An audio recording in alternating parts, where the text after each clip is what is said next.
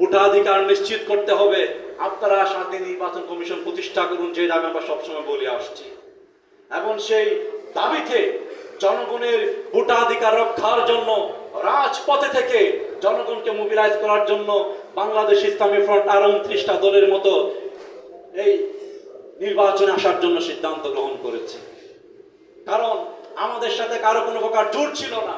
এখানে বিভিন্ন কথাবার্তা চলছিল, বিভিন্ন দেশের লিয়াজও আমরা দেখেছি, আমেরিকা ইন্ডিয়া লিয়াজও আমরা দেখেছি বিভিন্ন দল একবার নির্বাচনে আসে, একবার নির্বাচনে আসে না।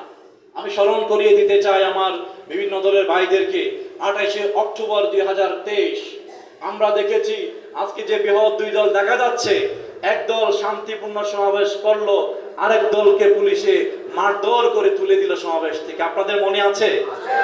28শে অক্টোবর 2023 আমরা এগুলো সব দেখেছি।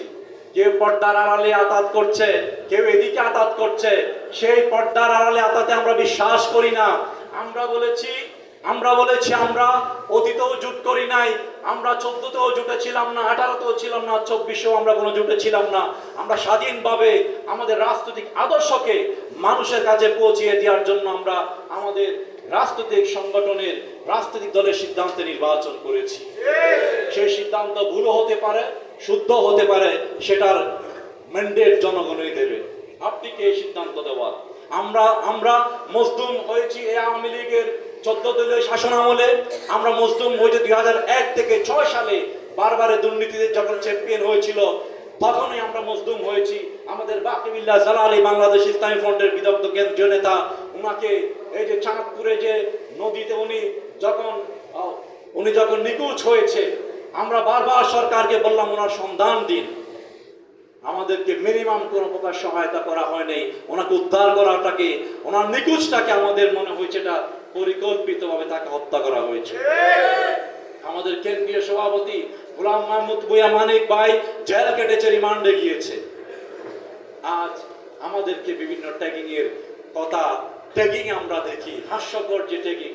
আমার ছবি দিয়ে সুপ্রিম কোর্টে আমার একজন কলিগ লয়ারের সাথে আমরা ছবি তুলি। আমি আজকেও সকালে আসছি, কালকেও আমি কোর্ট করেছি। আমরা কোর্টের মধ্যে এখনো এখানে বিএনপির আইনজীবী, জামাতের আইনজীবী, আওয়ামী লীগের আইনজীবী, সুপ্রিম কোর্টে গেলে আপনি দেখবেন সবাই আছে, একসাথে ওকালতি করছে, একসাথে বসে কথাবার্তা বলছে, একসাথে বসে খাওয়া দাওয়া করছে। ওখানকার একটা ছবি দিয়ে আমাকে ট্যাগিং করা হচ্ছে। কি হাস্যকর ট্যাগিং যে আমি অমুক দলের লয়ারদের সাথে আমার ছবি আছে। তো দেখলাম আজকে রাঙ্গুনিয়াতে বিভিন্ন সোশ্যাল মিডিয়াতে দেখলাম যে তাদের সাথে একেবারে